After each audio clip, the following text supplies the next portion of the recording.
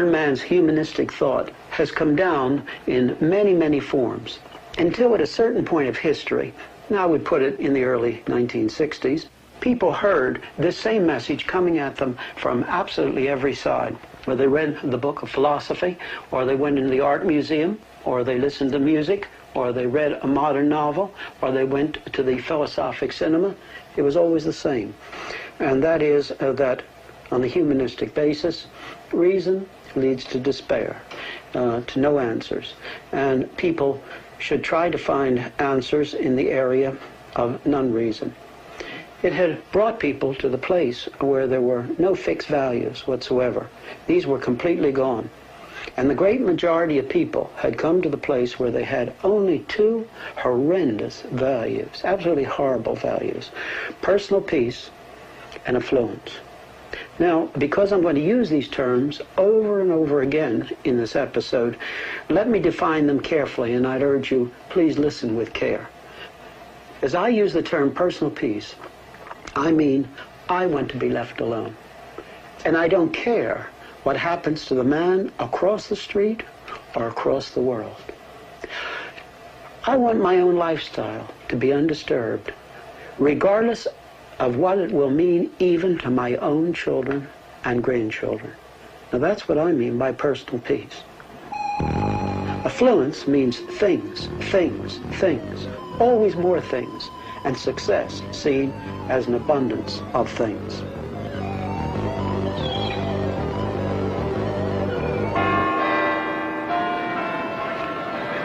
In the early 60s, a whole generation had been injected by the teaching that reason leads only to pessimism in the area of the meaning of life and of any values.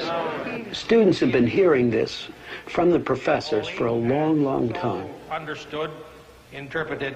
One, therefore, is... As a matter of fact, there was a generation that had never been taught anything else. But there was an inconsistency here, because most of these professors who taught that life had no meaning and there were no fixed values, they didn't live that way. They were living in the memory of the past.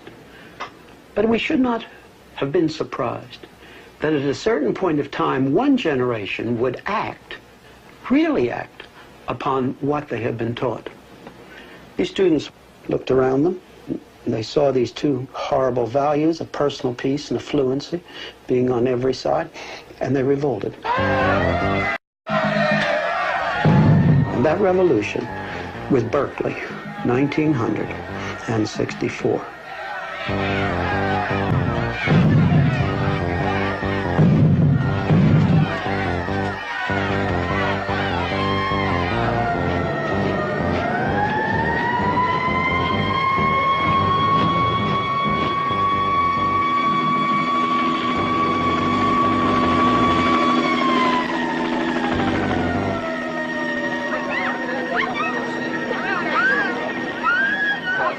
Looking back into that which is now past history, we don't understand where we are today unless we take a moment to understand the flow through Berkeley of 1964.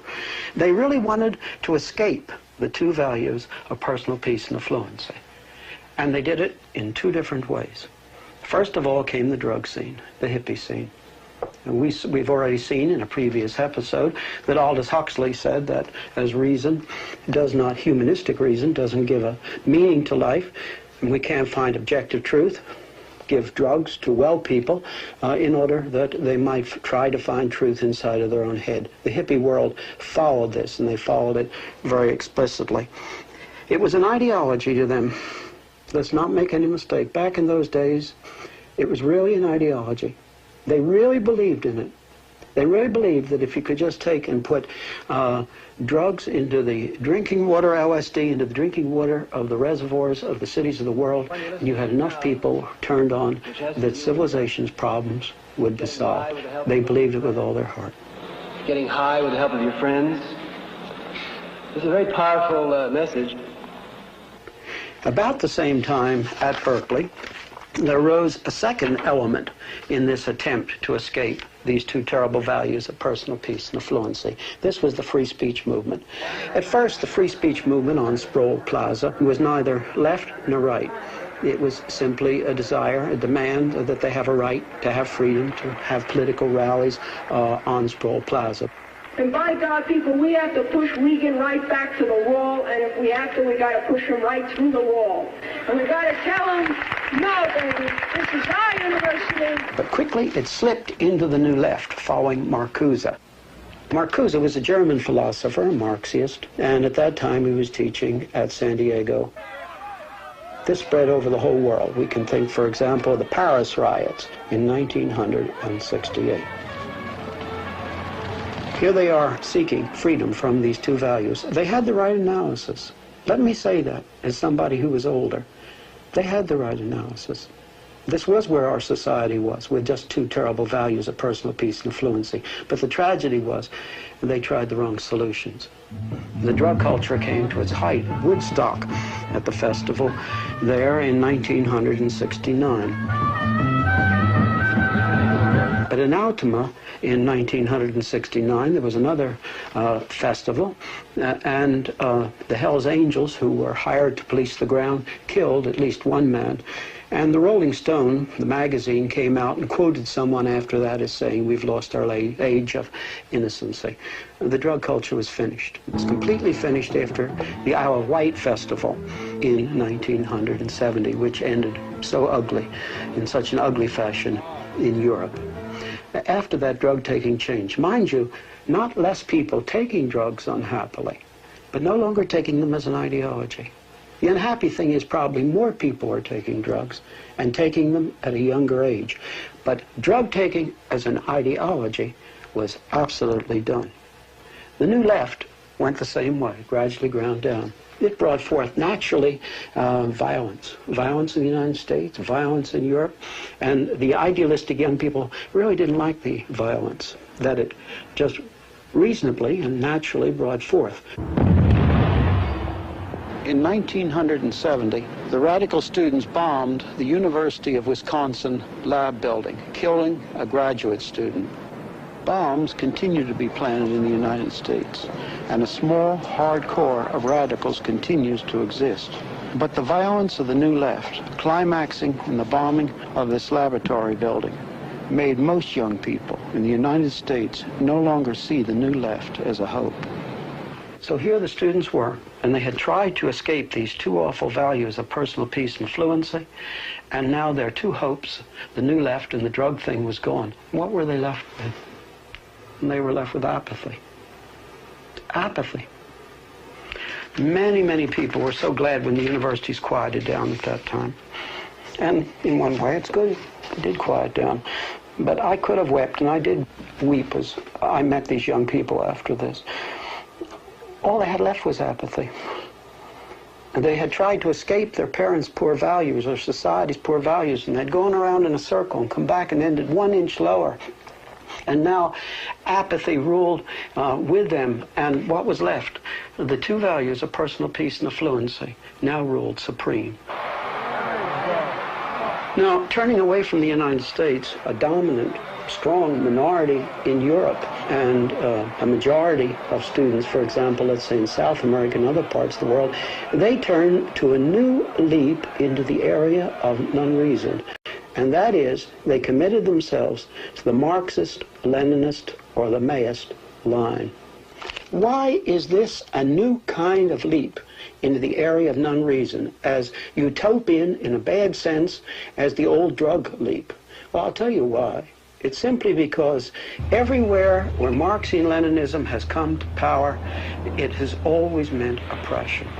Always. And these young people just close their eyes to that. They close their eyes to the fact that oppression is a part of the communistic system. Бережность, и я бы сказал, та нежность. No one has pointed this out more to us than Solzhenitsyn in his emphasis as he's brought it into the Western world in his writings and lecturings. And he has said that 15 million inmates of the prison camps existed at one time in Soviet Russia. He has said that from the communist revolution in Russia until only 1959, 66 million people died for political reasons.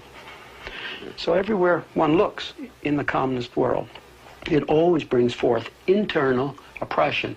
But we must never forget, it also brings forth external oppression.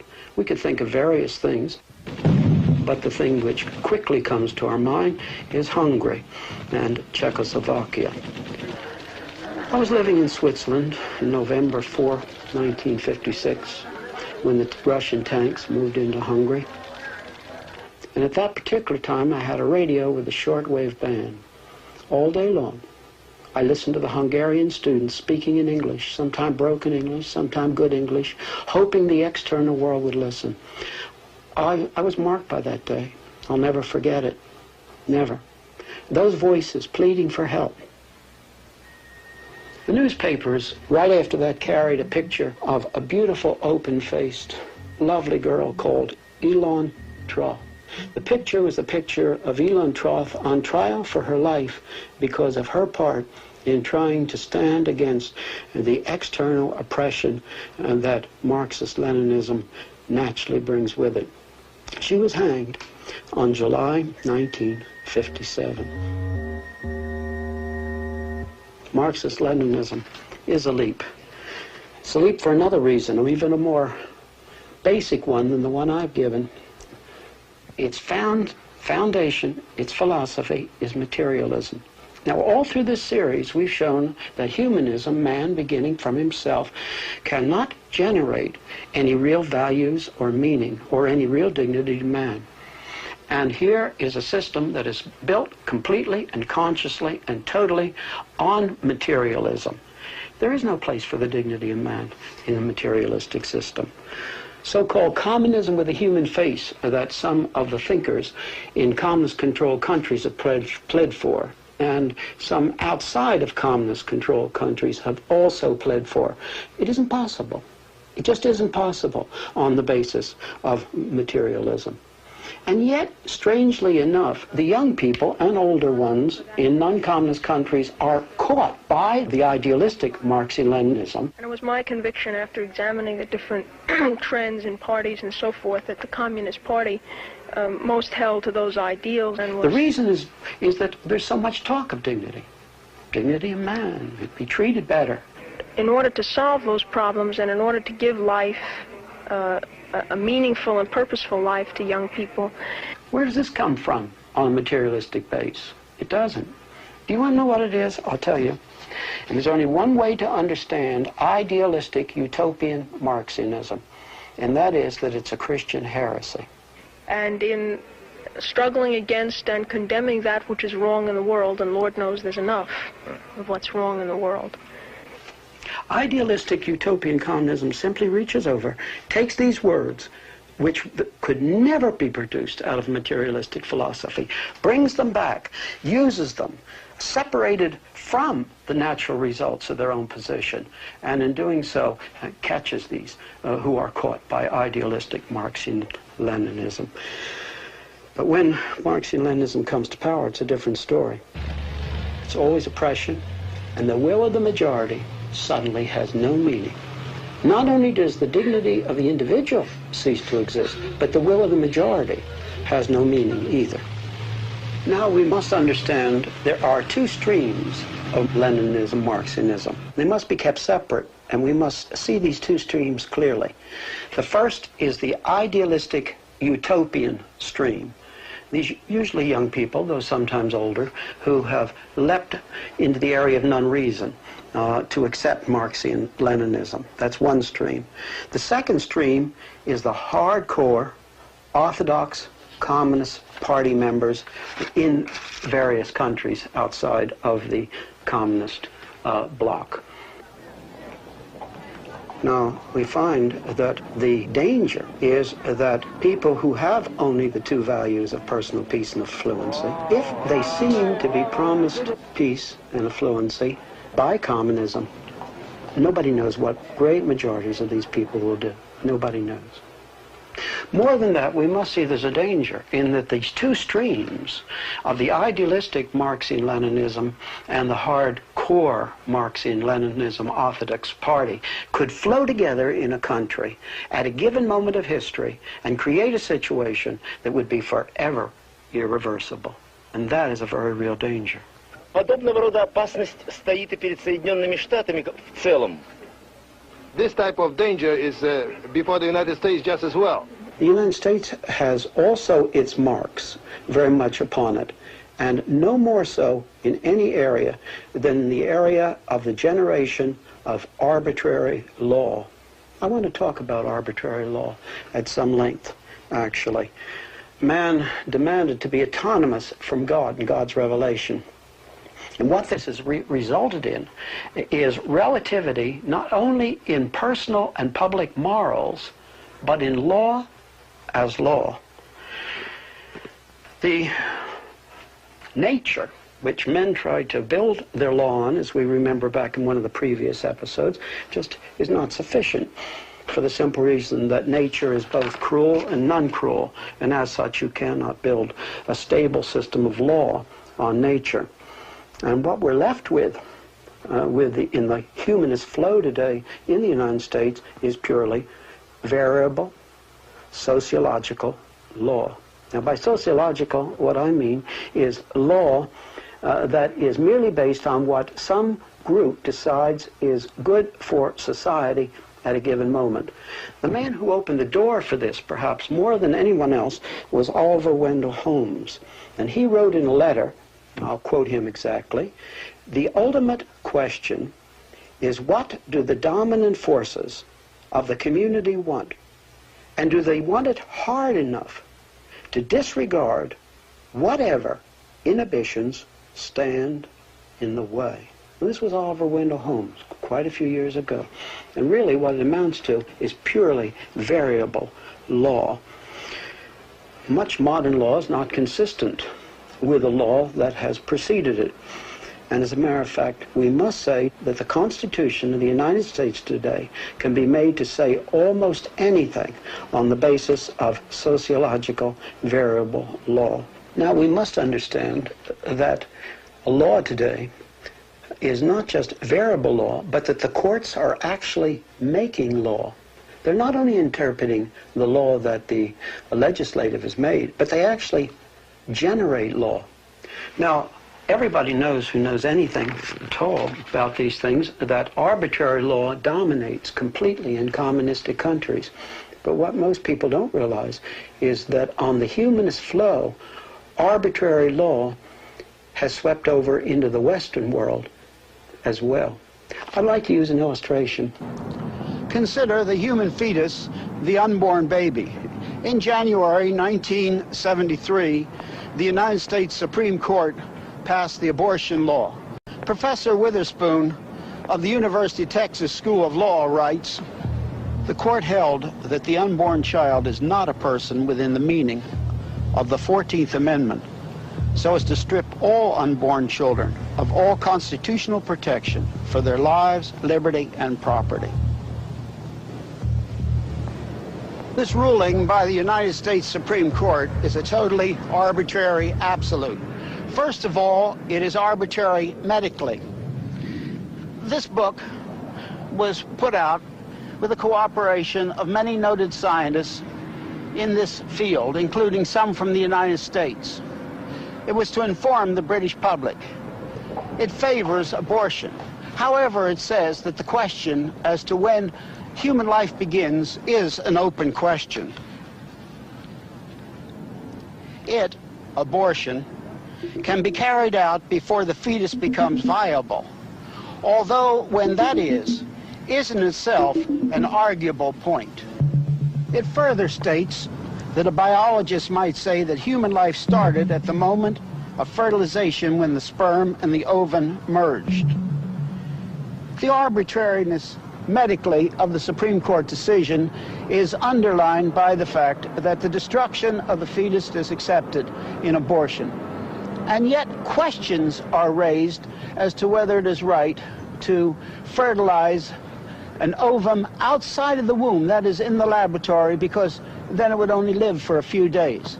This points up the problem that if such a fertilized ovum were successfully implanted in the womb, that it would have the full genetic potential for becoming a human being. What does this make the 5.5-month-old aborted baby to be? Because it too has the full genetic potential for becoming a human being. Justice White of the Supreme Court, in his dissent concerning the abortion law, said that it is an exercise of raw judicial power, an improvident and extravagant exercise of the power of judicial review. Upon this arbitrary ruling, medically and legally, the abortion laws of almost every state in the Union were set aside. Most people accepted this law, even though it was arbitrary medically and legally, because it was considered sociologically helpful. Why would they not accept laws curtailing human freedom if these were considered sociologically helpful? What we're left with is sociological law, and that is all. And nobody knows where it will end. By this Supreme Court ruling, the unborn child is considered not to be a person. In our own day, there's been a great outcry, and quite properly, that in the past, the black slave was viewed as a non-person. But now, by this arbitrary absolute brought in the humanist flow, millions of unborn children of every color of skin are declared by law to be non-persons.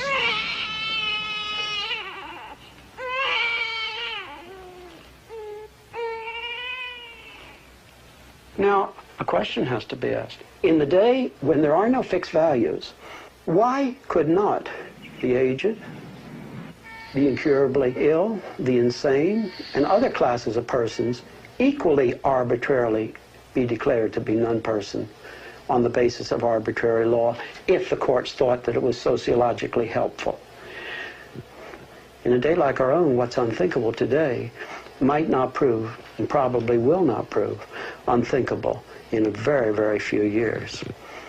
Now, let's move on a bit. As the Christian consensus dies as the basis of our culture, society does not really have many bases upon which it has the possibility of building. One is that everybody would simply do their own thing. And this has the technical name of hedonism. It means everybody would do what they want to do. But the simple fact is that it is not possible to build a society on everybody doing what they want to do. One could think of a single man living on a desert island. He can do anything he wants to do within the form of the universe. But when two men are on that desert island and they have to have interrelationship, it is no longer possible for every man to do what he wants to do. I often think of the illustration of two men trying to do their own thing, regardless of what anybody else thinks, meeting on a narrow bridge. And as they meet on the narrow bridge, something has to happen. They both can't do their own thing.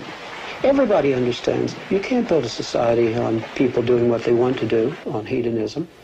All right, then, hedonism is a theoretical basis for society after the Christian consensus is gone. But if it's not possible, what other possibilities are there? Well, there's the possibility of the total dominance of the 51% vote. Now remember, it was Christianity, the Reformation Christianity in the north of Europe, that brought forth the forms and the freedoms which we have, the 51% vote. But I'm talking about 51% vote after there is no absolute by which to judge the 51% vote. There was a time in the days when the Christian culture was more dominant, when the lone individual could stand up with the Bible in his hand and say, "You're wrong," even though the majority has voted the other way.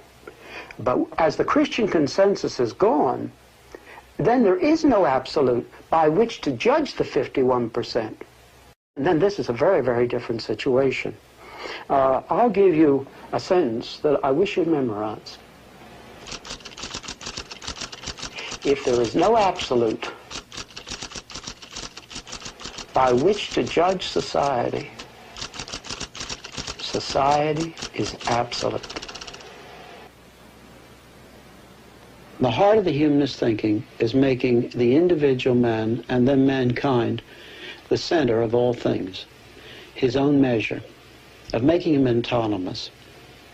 If we're going to live and escape death, not only death individually in the sense of the judgment of God, but death in our culture, in our political life, in our present life, we must turn from that humanist way of making man autonomous, and we must put the Creator at the center of all things.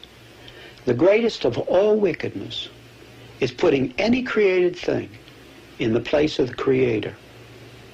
And when we turn from this, our feet are turned from the paths of death to the paths of life.